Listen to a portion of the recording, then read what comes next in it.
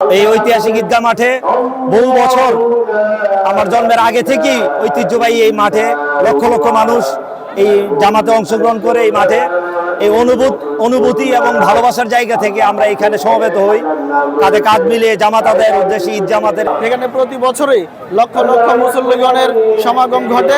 তারা ধারাবাহিকতায় এই বছরও লক্ষ লক্ষ মানুষের জনস্রোত আপনারা দেখতে পাচ্ছেন। আশা করছি এই ধারা অব্যাহত থাকবে।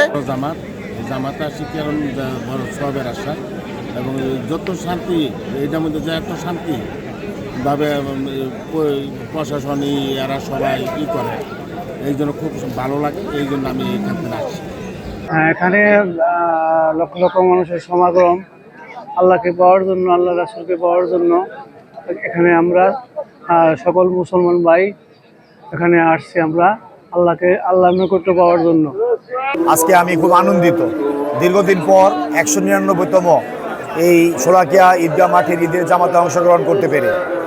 এটা আসলে আমাদের একটা গর্বের জায়গা, কিশোরগঞ্জবাসীর জন্য একটা ঐতিহ্য এবং অত্যন্ত গর্বের এই ঈদগাহ মাঠ।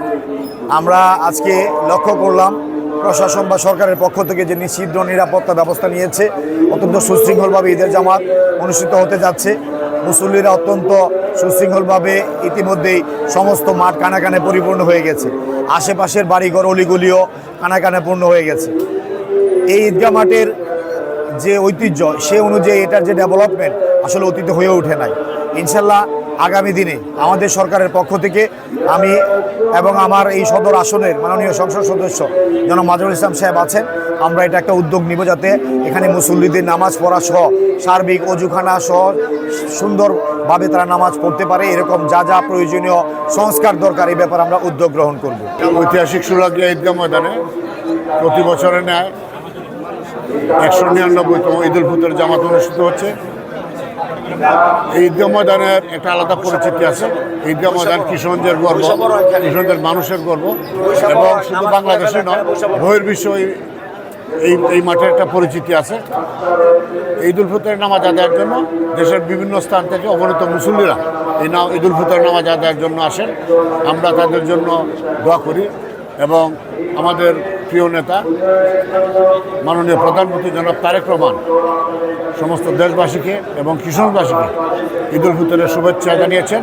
এবং আপনারা জানেন একটি গণতান্ত্রিক সরকার, নতুন সরকার 12ই ফেব্রুয়ারি নির্বাচনের মাধ্যমে সরকার গঠিত হয়েছে।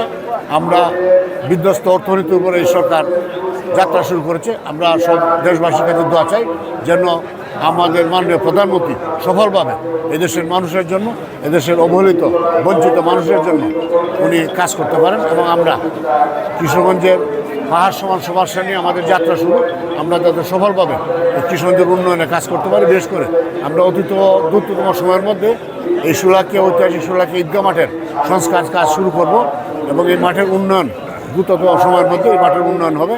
আরও মুসল্লিরা দিন দিন বাড়বে, এটা মাথায় রেখেই আমরা এই মাঠের সংস্কার কাজ